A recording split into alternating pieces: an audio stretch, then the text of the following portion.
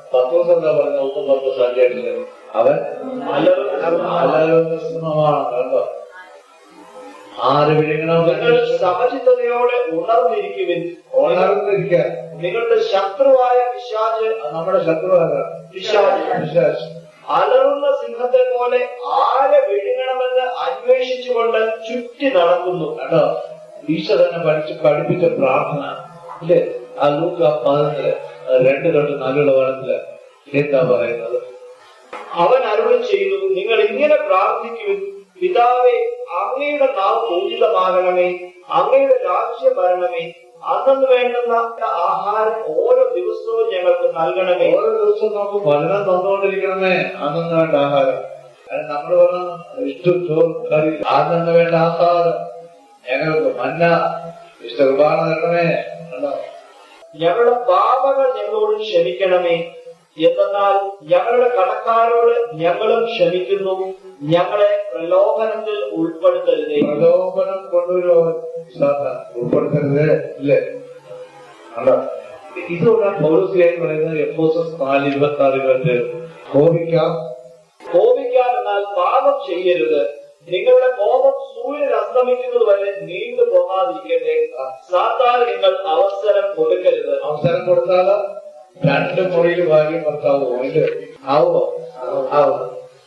3-ാം ദിവസത്ത് ഭാര്യയുടെ വീട്ടിലോട്ട് പോകും. ഇല്ലേ? ഭർത്താവ് പിന്നെ ശത്രുക്കളായി മാറിയത് അവൻ അവസരം കൊടുത്താൽ.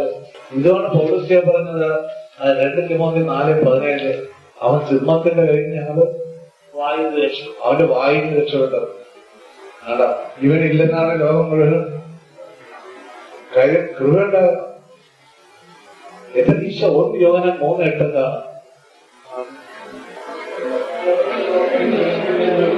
വിശ്വാസിന്റെ പ്രവൃത്തികൾ പാപം ചെയ്യുന്നവൻ പിശാചിൽ നിന്നുള്ളവനാണ്. പാപം ചെയ്യുന്നവൻ ആരിൽ നിന്നാണ്? പിശാചിൽ നിന്നുള്ളവനാണ്. എന്നാൽ പിശാച് ആദ്യം മുതലേ പാപം ചെയ്യുന്നവനാണ്. പിശാചിന്റെ പ്രവൃത്തികളെ നശിപ്പിക്കുന്നതിന് വേണ്ടിയാണ് ദൈവപുത്രൻ പ്രത്യക്ഷനായത്. കണ്ടോ? അപ്പോസ്തലൻ 11:10 സാത്താന്റെ സന്താനമേ, വിശുദ്ധ പൗലോസ് എന്നാ പറയുന്നത്? സാത്താന്റെ സന്താനമേ, സാത്താന്റെ സന്താനമേ, സകല നീതിക്കും എതിരായവനെ, സകല നീതിക്കും എതിരായവനെ, ദുഷ്ടതയും വഞ്ചനയും നിറഞ്ഞവനെ, ദൈവത്തിന്റെ നേർവഴികൾ ദുഷിപ്പിക്കുന്നതിൽ നിന്ന് വിരമിക്കുകയില്ലേ. അതുകൊണ്ട് യോഹന്നാൻ 8:44 എന്താ പറയുന്നത്? നുണയുടെ പിതാവും അവൻ ഒരിക്കലും സത്യത്തിൽ നിലനിന്നിട്ടില്ല. നിലനിന്നിട്ടില്ല. എന്നാൽ അവനിൽ സത്യമില്ല. കള്ളം പറയുമ്പോൾ സ്വന്തം സ്വഭാവം അനുസരിച്ച് തന്നെയാണ് അവൻ സംസാരിക്കുന്നത്. കള്ളം പറയുന്നത് കണ്ടിട്ടില്ല. സ്വന്തം സ്വഭാവം അനുസരിച്ച് തന്നെയാണ് അവൻ സംസാരിക്കുന്നത്. സത്യം പറയുന്നത് വചനമാണ്. സത്യം വചനമാണ്. കാരണം അവൻ നുണയനും നുണയന്റെ പിതാവുമാണ്. നുണയന്റെ പിതാവുമാണ്. അവൻ വരുന്നതിനാണ് യോഹന്നാൻ 10 മോഷ്ടിക്കാനും കൊല്ലാനും നശിപ്പിക്കാനുമാണ് കള്ളൻ വരുന്നത്. ഞാൻ വന്നിരിക്കുന്നത് അവർക്ക് ജീവൻ ഉണ്ടാകാനും അത് സമൃദ്ധമായി ഉണ്ടാകാനുമാണ്. ഈശോ വന്ന കുറച്ചാണോ ജീവൻ? സമൃദ്ധമായി. യോഹന്നാൻ 3:34 അളവില്ലാതെയാണ് ആത്മാവിനെയാണ്. നീ ചോദിക്കുന്ന എല്ലാം തരാമല്ലേ? ലൂക്ക 11 7-11 വേണത്തില് നീ പരിശുദ്ധാരും ചോദിച്ചാൽ കൂടുതൽ തരാം. നീ മുട്ടാൻ അവിടെ പോയി മുട്ടാനാണോ? പോയി കൊണ്ടാണോ? ലൂക്ക 11:7 മുതൽ. അപ്പോൾ അവന്റെ സ്നേഹിതൻ അകത്ത് നിന്ന് മറുപടി പറഞ്ഞു, എന്നെ ഉപദ്രവിക്കരുത്, കഥകളച്ച് അവൻ അവരോട് പറഞ്ഞു, നിങ്ങളിൽ ഒരുവൻ ഒരു സ്നേഹിതൻ ഉള്ളതിരിക്കട്ടെ. അർദ്ധരാത്രി അവന്റെ അടുത്ത് നിന്ന് അവൻ പറയുന്നു, സ്നേഹിത, എനിക്ക് 3 അപ്പം വായ്പ തരിക. ഒരു സ്നേഹിതൻ യാത്ര മധ്യേ എന്റെ അടുക്കൽ വന്നിരിക്കുന്നു, അവന് കൊടുക്കാൻ എനിക്കൊന്നുമില്ല. അപ്പോൾ അവന്റെ സ്നേഹിതൻ അകത്തുനിന്ന് മറുപടി പറയുന്നു, എന്നെ ഉപദ്രവിക്കരുത്, കഥ കടച്ചു കഴിഞ്ഞു, എന്റെ കുഞ്ഞുങ്ങളും എന്റെ കൂടെ കിടക്കയിലാണ്, എഴുന്നേറ്റ് നിനക്ക് ഒന്നും തരാൻ സാധിക്കുകയില്ല. ഞാൻ നിങ്ങളോട് പറയുന്നു, അവൻ സ്നേഹിതനാണ് എന്നതിന്റെ പേരിൽ അവൻ ഒന്നും കൊടുക്കുകയില്ലെങ്കിൽ തന്നെ നിർബന്ധ നിമിത്തം എഴുന്നേറ്റ് അവന് വേണ്ടത് നൽകും.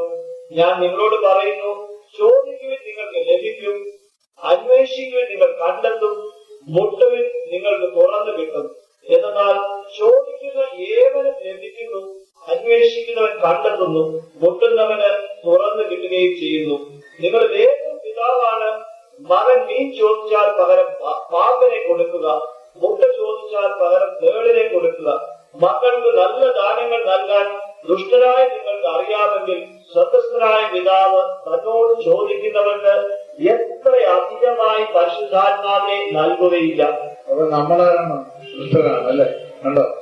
ദുഷ്ടരായ മാതാപിതാക്കൾ.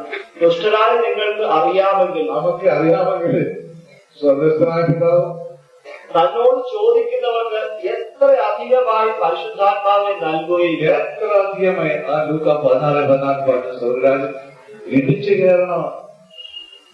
മത്തായി 11:12 സ്വർഗ്ഗരാജ്യം നമുക്ക് വിധേയത്വമാണ് പിടിച്ചെടുക്കാൻ. ആണ് മുട്ടുക. ദൈവവും പ്രവാചകന്മാർ യോഹന്നാൻ വരെ ആയിരുന്നു. അതിനുശേഷം ദൈവരാജ്യത്തിന് സുവിശേഷം പ്രസംഗിക്കപ്പെടുന്നു.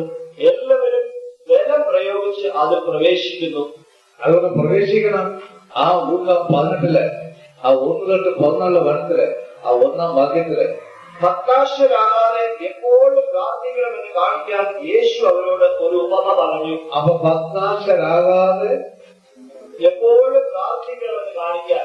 എപ്പോഴും പ്രാർത്ഥിക്കണമെന്ന്. അതായത് ദൈവത്തിന് അസാധ്യമായിട്ട് വല്ലതുണ്ടോ? ലൂക്ക 1:37 അല്ലോ. നമ്മള് ആദ്യം ഏറ്റവും എതിർക്കുന്നവര് പിന്നെ നമ്മളോട് രംഗതപ്പെടുമോ? പെടും.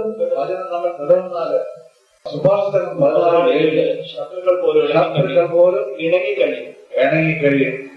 കേട്ടാ, ദൈവത്തിന് പദ്ധ്യതാണ്.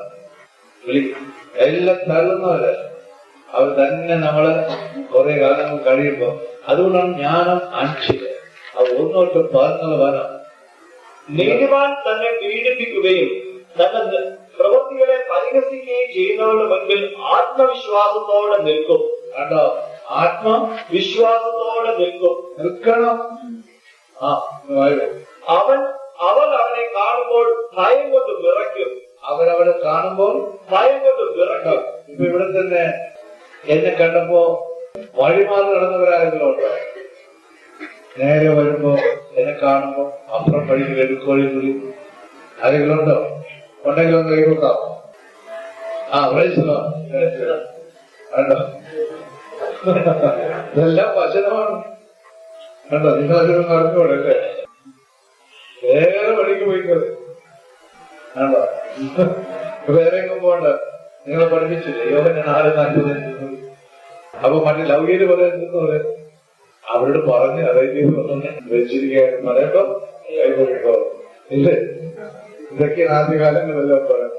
കാശ് കൊടുത്താണ് കാരണം ആ കൃപയെന്നാണ് പഠിപ്പിക്കാൻ. നിങ്ങളെ പഠിപ്പിച്ചാല് നിങ്ങൾ ലോകം മുഴുവനും കൊടുക്കണം. ഈ കൃപ എന്താണ്? കൃപ ഇതുവരെ ആരും വെളിപ്പെടുത്തി തന്നിട്ടുണ്ടോ? ഇല്ല. ഇപ്പോഴാണ് ദൈവം കൃപയെല്ലാം വെളിപ്പെടുത്തി തരുന്നത്. കൃപ എന്താണ്? അതാണ് ഞാൻ ആദ്യം വായിച്ചത്. ഈ പിശാച് പ്രവർത്തിക്കാൻ അവനെ തോൽപ്പിക്കണമെങ്കിൽ എന്ത് വേണം? അതിനാണ് ചെയ്താനും എടുത്താൽ മതി. കൃപയിലായിരുന്നു ചെയ്താൻ. ആ കൃപ വന്നപ്പോൾ അത് കുറപ്പിച്ചോ? കളഞ്ഞോ? അത് വർദ്ധിപ്പിച്ചു ഇല്ലേ? കാലത്തെ കൃപ പറഞ്ഞോ? നമ്മള് എന്താ കാലത്തെ കൃപ വായിച്ചത്? മത്തായി 25 14 ആ 30 വെള്ളവനത്തില് കാലത്തിന്റെ കൃപ. ഒരുവൻ യാത്ര പുറപ്പെടുന്നതിന് മുൻപ് ഭൃത്യന്മാരെ വിളിച്ച് തന്റെ സമ്പത്ത് അവരെ ഭരമേൽപ്പിച്ചതുപോലെയാണ് സ്വർഗരാജ്യം. കണ്ടോ? സമ്പത്ത് ഭരമേൽപ്പിച്ച പോലെയാണ് സ്വർഗരാജ്യം. അവൻ ഓരോരുത്തരുടെയും കഴിവനുസരിച്ച് ഒരുവൻ 5 താലന്തും മറ്റൊരുവന് 2. ഓരോരുത്തരുടെ കഴിവനുസരിച്ചാണ്. അതാണ് റോമ 12:3. നിങ്ങളുടെ വിശ്വാസം അനുസരിച്ചാണ് നിങ്ങൾക്ക് കൃപ തരുന്നത്. കേട്ടോ? സ്വൽപവിശ്വാസം എനിക്ക് ലഭിച്ചിരിക്കുന്ന കൃപയാൽ പ്രേരിതനായി ഞാൻ നിങ്ങളോട് പറയുന്നു, ഉള്ളതിലധികം മേന്മ ആരും ഭാവിക്കരുത്. എല്ലാവരും ഉള്ളതിലധികം മേന്മയാണ് ഭാവിക്കുന്നത്. കേട്ടോ? മറിച്ച് ദൈവം ഓരോരുത്തർക്കും നൽകിയിരിക്കുന്ന വിശ്വാസത്തിന്റെ അളവനുസരിച്ച് വിവേകപൂർവ്വം ചിന്തിക്കും. അതാണ് എപ്പോഴും 2:8-9. അത് ദൈവത്തിന്റെ ഒരു ദാനമാണ്. പ്രവൃത്തികളുടെ ഫലമല്ല, ദൈവത്തിന്റെ ദാനമാണ് ഓരോരുത്തർക്ക് കിട്ടുന്നത്. ആ കൃപ കേട്ടോ? പലർക്കും ഈ വിവേചനം വരെ നമുക്ക് ഇല്ലാത്തതുകൊണ്ടാണ് ഇത് അറിയാത്തത്. വിവേചനം വരണമെങ്കിൽ വരുമ്പോ തന്നെ അറിയാം എന്താണ്. ഒന്ന് സംസാരിച്ചാൽ മതി ഇല്ലേ? വായിൽ നിന്ന് വരുന്ന അപ്പം കേട്ടത് പറ്റില്ലേ?